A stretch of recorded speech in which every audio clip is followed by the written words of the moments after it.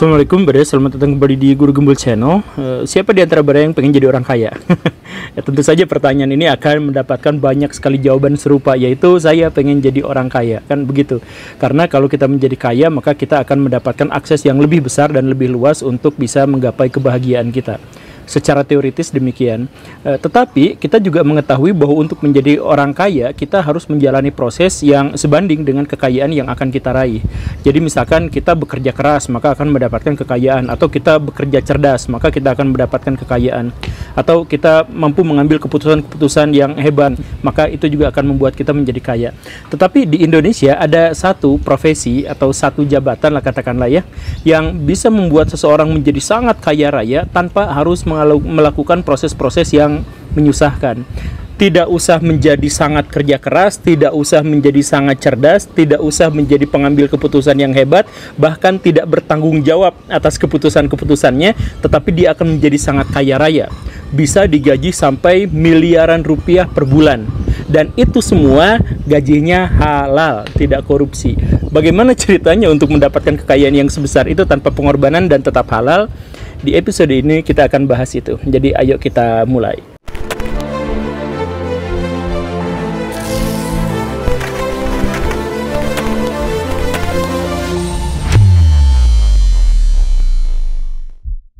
Di Indonesia, profesi dengan bayaran tertinggi itu biasanya adalah corporate suite, yang kemudian masyarakat kita biasanya ketukar dengan istilah CEO. Berapa gajinya ya sangat beda-beda tergantung perusahaannya, tetapi perusahaan-perusahaan yang besar di Indonesia itu bisa memberikan gaji kepada corporate suite itu sekitar 250 juta rupiah sebulan. Itu luar biasa besar kan? Lalu misalkan kita lihat YouTuber Pak Raffi Ahmad gitu yang seperti itu gajinya dari YouTube itu sekitar 1 miliar cukuplah segitulah ya, bisa kurang bisa lebih tapi sekitar segitu. Pak Deddy Kobusier bahkan jauh lebih besar daripada itu kan, bisa 4, bisa 5, bisa 6 miliar rupiah sebulan. Itu profesi ya. Terus kita misalkan melihat pejabat. Pejabat tertinggi di Indonesia itu katakanlah presiden, berapa gajinya?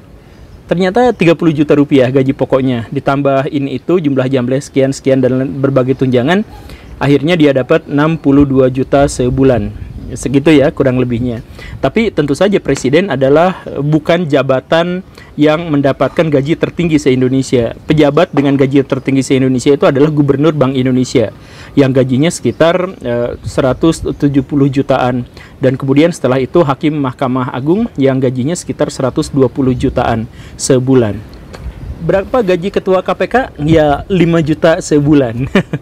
Tapi oke lah, kita cari yang tadi itu poin-poinnya adalah bahwa gaji yang tinggi itu biasanya memang setara dengan tanggung jawabnya yang besar gitu. Kalau misalkan kita lihat tadi CEO kan gajinya tinggi banget 250 juta sebulan. Ya, kenapa bisa setinggi itu? Karena dia memang mengambil keputusan-keputusan berat dalam perusahaan itu. Jadi dia ngomong nyeletuk salah sedikit, saham kan bisa jeblok kan? Begitupun sebaliknya, karena itu gaji CEO wajar kalau dia menjadi gaji yang sangat besar.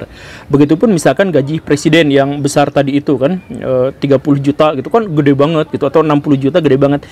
Tapi kalau misalkan kita telisik, gaji sebesar itu tuh secara nominal itu dilihat-lihat dalam perbandingan itu pasti kecil banget, karena dia harus bertanggung jawab atas 5 juta kilometer persegi wilayah yang dikuasainya, termasuk di dalamnya 270 sekian juta rakyat yang rewel-rewel. Atau YouTuber kan tadi gede-gede kan gajinya sekian miliar. Ya, tapi kalau misalkan Baraya menyelidiki, sebenarnya banyak di antara konten-konten kreator YouTube itu yang menggadaikan kebahagiaannya untuk mendapatkan uang yang sebesar itu. Ya bukan saya, tapi banyak di antara YouTuber misalkan yang YouTuber mukbang gitu, harus makan terus-terusan apa segala rupa gitu untuk mendapatkan uang. Dia kehilangan selera makan, dia kehilangan teman-teman, dia kehilangan waktu dan sebagainya. Kemudian banyak yang nyumpahin juga dan lain sebagainya. Itu juga sebenarnya gaji yang sebesar setara dengan pengorbanan dia.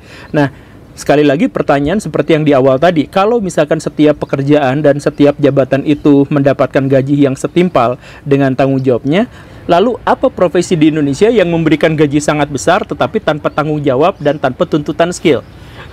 Jawabannya adalah komisaris BUMN. Kak, seperti itu. Iya, gini. Jadi kita selidiki satu-satu lah. Misalkan berapa gaji dari komisaris Telkom? Itu ternyata 10 miliar. Wow, itu bisa buat beli batagor dengan bumbu yang sangat banyak dan dengan cabai yang sampai 7 sendok. Itu bisa banget. Nah, tugas mereka apa? Secara teknis, tugas mereka itu adalah tidak ngapa-ngapain. Kalau misalkan kita lihat misalkan perundang-undangan atau kita lihat peraturan-peraturan terkait dengan ini, maka tugas dan wewenang dari komisaris itu adalah mereka menasehati dan mengawasi, itu saja. Dan menasehatinya ya sebatas menasehati, dalam artian mereka tidak memiliki tanggung jawab untuk mengambil keputusan penting. Jadi yang mengambil keputusan penting tentu saja adalah dewan direksi. Yang kemudian melakukan eksekusi di lapangan atau mengawasi eksekusi di lapangan itu adalah kalangan manajerial. Dan orang-orang yang mencatat dan mengadministrasikan itu adalah orang-orang kesekretariatan. Nah, komisaris ngapain? Gak ngapa-ngapain, ngawasin aja dari atas, tetapi dapat gaji paling gede di antara semuanya. Dan bukan hanya gaji paling gede, mereka juga berhak untuk marah-marahin direksi kalau mereka salah mengambil keputusan. Jadi direksi gajinya lebih kecil, tetapi kalau mereka salah, mereka bisa dimarah-marahin, bahkan dipecat oleh komisaris yang gajinya jauh lebih besar tetapi hampir tidak kerja sama sekali. Begitu. Loh, kok enak seperti itu ya? Ya, iya enak. Memang kenyataannya seperti itu. Lalu yang marahin komisaris siapa? Ya, nggak ada. Loh, kok bisa nggak adil seperti itu sih? Komisaris nggak kerja apa-apa, cuma nasehatin, cuma ngawasin, tapi gaji paling gede dan dia berhak untuk memecat siapapun yang dia mau. Ya, sebenarnya awal mulanya tuh begini, Baraya. Dalam sebuah korporat itu, ada misalkan ceritanya ada satu orang yang sejak dari nol dia bekerja keras untuk merintis karir, untuk meniti usahanya, berusaha sekuat tenaga. Setelah dia berhasil untuk membuat perusahaannya menjadi besar, dia kan pemiliknya dan dia pengen ongkang-ongkang kaki. Maka dia beneran ongkang-ongkang kaki, kemudian dia angkat yang jadi direktur elu, yang jadi manajer elu, yang jadi sekretaris elu, yang apa dan sebagainya. Boleh nggak kalau pemimpin pemilik perusahaan itu melakukan hal seperti itu? Ya boleh. Boleh nggak dengan ongkang-ongkang kaki seperti itu dia mendapatkan gaji paling besar di antara semua orang yang mengelola perusahaan? Ya boleh. Nah, jadi mereka lah yang kemudian kita istilahkan dengan komisaris gitu. Jadi komisaris itu seharusnya ditunjuk oleh orang-orang yang pemegang saham, kan seharusnya begitu dalam korporat itu. Jadi sebenarnya wajar kalau dia ada di puncak stratifikasi, dia mendapat gaji paling besar dan berhak untuk memarahi orang-orang yang di bawahnya tanpa dia terlibat secara aktif dalam teknis-teknis perusahaan. Itu wajar seperti itu. Tapi kalau di BUMN, nah ini ceritanya beda. BUMN itu sahamnya paling besarnya tentu dipegang sama negara. Karena saham itu dipegang sama negara, maka yang menjadi komisaris itu siapa? Orang yang mengelola negara. Siapa? Pemerintah. Maka komisaris BUMN itu biasanya adalah orang-orang yang ditunjuk oleh pemerintah. Begitu, bukan orang yang mengurus dari kecil kayak swasta tadi itu. Siapapun yang ditunjuk sama pemerintah masuk ke situ, maka dia bisa menjadi menjadi komisaris BUMN dan mendapatkan gaji yang sangat luar biasa walaupun dia hampir tidak melakukan apapun. Jadi dalam hal ini kalau misalkan Baraya menemukan ada seorang yang diangkat menjadi komisaris dari BUMN tertentu, maka dia sebenarnya bukan gara-gara kompetensinya, tetapi gara-gara dia ditunjuk oleh pemerintah. Dan ditunjuk oleh pemerintah itu bukan berarti gara-gara kompetensinya, lagi-lagi kan begitu ya. Misalkan contoh yang kemarin ya, jadi ada seorang ketua fans club presiden, maka dia dikasih jabatan sebagai komisaris. Kemudian kemarin itu orang yang dimaksud itu membela Munarman atau menjadi saksi meringankan bagi Munarman, maka dia langsung dipecat pada waktu itu juga. Seperti itu. Jadi dia diangkat dan diberhentikan itu bukan gara-gara kompetensi dia, tetapi gara-gara keberpihakan dia kepada penguasa, seperti itu. Ya, apa yang saya katakan ini sebenarnya tentu saja ditentang oleh kalangan pemerintah. Pak Erick Thohir misalkan menyampaikan bahwa tidak bisa gitu Pak Guru Gembul, yang sebenarnya terjadi adalah orang itu diangkat dan diberhentikan gara-gara kompetensinya. Ya, tapi Pak Erick bisa aja berkata seperti itu, tapi kan pengamat-pengamat yang lebih independen, misalkan Pak Faisal Basri itu kan kemarin juga mengatakan bahwa ada beberapa di antara komisaris-komisaris itu yang sedemikian tidak berkompeten sampai baca neraca keuangan dibaca dia nggak bisa, tapi dia jadi komisaris gitu. Dan itu adalah hal yang wajar. Soal kompetensi jangan khawatir, kan dia mau kompeten atau enggak pun itu nggak akan ngaruh sama perusahaan, sama BUMN. Karena BUMN itu benar-benar tergantung kepada keputusan-keputusan dewan direksi, bukan komisaris yang cuman mengawasi dari atas, begitu. Lagi pula kalau misalkan kita berbicara soal kompetensi, demokrasi itu tidak mendorong seseorang untuk berkompeten, untuk meniscayakan kompetensi pada jabatan-jabatan tertentu. Di Indonesia misalkan ada Kementerian Pemuda dan Olahraga misalkan gitu ya. Sepanjang sejarah Kementerian Pemuda dan Olahraga itu tidak pernah dipimpin oleh pemuda dan tidak pernah dipimpin oleh orang yang berkecimpung di dunia olahraga. Sepanjang sejarahnya gitu. Atau misalkan Kementerian Pendidikan. Sejak reformasi sampai sekarang itu Menteri Pendidikan yang latarnya pendidikan itu cuma satu orang. Nggak ada yang lain, cuman seperti itu saja. Atau bahkan presiden. Saya mohon maaf ya. Di Indonesia itu ada presiden pernah menjabat jadi presiden tetapi dia tidak hafal Pancasila. Ini bukan tidak paham Pancasila seperti tuduhan Pak Rocky Gerung kemarin itu. Ini adalah ada dalam strata intelektual yang jauh lebih rendah. Dia tidak hafal Pancasila atau keluarganya tidak hafal Pancasila, tapi dia diangkat jadi presiden. Ada yang seperti itu. Jadi di Indonesia kompetensi itu tidak benar-benar dipertimbangkan kalau terkait dengan jabatan-jabatan publik. Begitu. Ya saya mohon maaf ya, sekali lagi ini pasti dibantah sama pihak pemerintah, ya silakan saja dibantah, tapi saya juga berhak untuk mengajukan sebuah opini kan. Nah, tapi apapun ceritanya, kita mengetahui bahwa jadi komisaris BUMN itu sangat-sangat menyenangkan.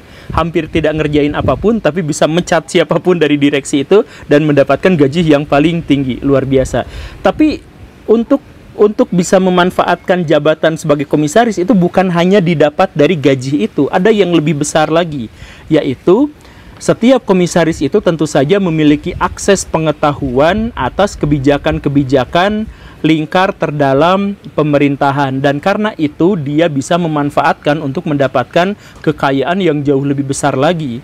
Karena pengetahuan itu harganya mahal sekali Baraya. Saya ambil contoh begini. Jauh sebelum pemerintah mengumumkan bahwa mereka akan membangun ibu kota baru di Kalimantan bagian sini dan bagian sini, sebenarnya orang-orang di lingkaran terdalam sudah mengetahui itu. Dan karena sudah mengetahui itu, bisa saja misalkan orang-orang di antara mereka itu, saya mau beli tanah di Kalimantan seluas-luasnya. Karena apa? Karena di tanah Kalimantan itu di sana sangat murah. Karena nggak ada yang tahu juga siapa yang akan membangun ibu kota di sana. Karena tidak ada yang tahu dan cuma dia yang tahu, dia beli tanah di sana. Setelah diumumkan, semua orang menjadi tahu, harga tanah di sana naik puluhan kali lipat. Nah, dia, si komisaris itu atau orang yang ada dalam lingkaran istana itu gak usah korupsi, gak usah apa, dia bisa melipat gandakan harta kekayaannya didapat dari pengetahuan itu, dari sumber pengetahuan itu.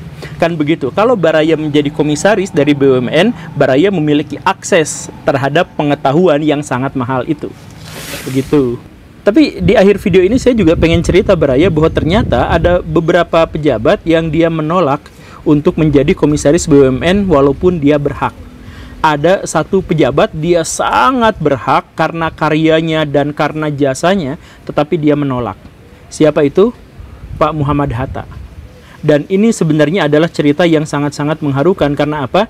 Karena Pak Muhammad Hatta itu ditawarin jabatan komisaris karena dia sudah pensiun. Biasanya pejabat-pejabat di Indonesia kalau sudah pensiun memang ditawarin jasa menjadi komisaris. Agar apa? Agar pundi-pundi kekayaannya tidak berkurang setelah dia lengser dari masa jabatannya.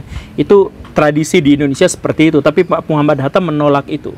Karena dia tidak mau mempertanggungjawabkan di hadapan rakyat. Dan ketika dia menolak jabatan sebagai komisaris BUMN, apa yang terjadi sebenarnya adalah dia dalam kondisi yang sangat sederhana, sangat tidak baik-baik saja. Sesederhana apa? Sesederhana bahwa beliau tidak sampai bisa membayar tagihan listriknya, dan bahwa beliau sampai tidak bisa membeli sepatu yang dia inginkan sampai akhir hayatnya. Dengan kondisi yang sesederhana itu, beliau menolak jabatan komisaris. Dan kalau misalkan kita cerita tadi bahwa komisaris itu memiliki akses pengetahuan yang bisa dimanfaatkan, bisa dieksploitasi untuk menambah kekayaan dalam jumlah yang lebih besar, maka Muhammad Hatta juga sebenarnya memiliki akses itu. Ya tentu saja karena beliau itu adalah seorang yang ada di lingkar teratas pemerintahan. Tetapi beliau tidak mau menggunakannya untuk kepentingan pribadi. Satu contoh yang benar-benar sangat mengharukan adalah bahwa suatu kali istrinya itu pengen mesin jahit, dan karena kondisi keuangan sangat sederhana, maka untuk beli satu mesin jahit harus menabung berbulan-bulan, nyisihin duit segini, kemudian ngirit makanan itu, ngirit baju itu, dan sebagainya, semuanya diirit-irit untuk bisa membeli satu set mesin jahit. Uniknya adalah pada waktu itu Pak Muhammad Hattanya tahu persis bahwa pemerintah akan melakukan senering, pemotongan nilai mata uang. Kalau sudah seperti itu, maka tabungan yang sudah diupayakan lama sekali itu akan tidak berguna, akan tidak berharga karena nilainya akan dipotong. Kan seperti itu. Tapi Pak Muhammad Hatta tidak menceritakan bahkan kepada istrinya. Jadi pas tabungannya sudah dirasa cukup, celengannya sudah dipecahin, kemudian mau dibeliin mesin jahit, di waktu yang kurang lebih sama, itu pemerintah mengeluarkan kebijakan senering. Potong uang Rp100, nilainya jadi Rp1. Jadi seperti itu. Artinya udah nabung lama-lama, uangnya ternyata gak kepakai sama sekali karena harga mesin jahit itu menjadi sangat-sangat mahal. Tentu saja istrinya Pak Muhammad Hatta itu mengeluh, kok kenapa nggak bilang dari dulu, kalau tahu seperti ini nggak usah nabung, udah capek-capek kayak gini gimana. Tapi kata Bung Hatta, ya nggak apa-apalah, nanti kita nabung lagi sedikit demi sedikit. Itu saya jadi pengen nangis. Itu yang dikatakan oleh Pak Muhammad Hatta. Jadi walaupun dia mengetahui sepenuhnya, tetapi dia tidak pernah memberitahukan kepada istrinya yang terus-terusan menabung dengan penuh harapan akan sebentar lagi mendapatkan mesin jahit. Seperti itu. Tapi ya, kalau saya sekarang nangis, ngapain juga, kan harus ditangisin, karena dengan seluruh apa yang saya imani, dengan seluruh apa yang saya yakini, saya percaya bahwa Pak Muhammad Hatta sekarang sedang berkelimang kemuliaan di sisi Tuhan. Semoga ini bisa menjadi bahan pelajaran. Terima kasih karena sudah menyimak. Saya Guru Gembul. Assalamualaikum warahmatullahi wabarakatuh.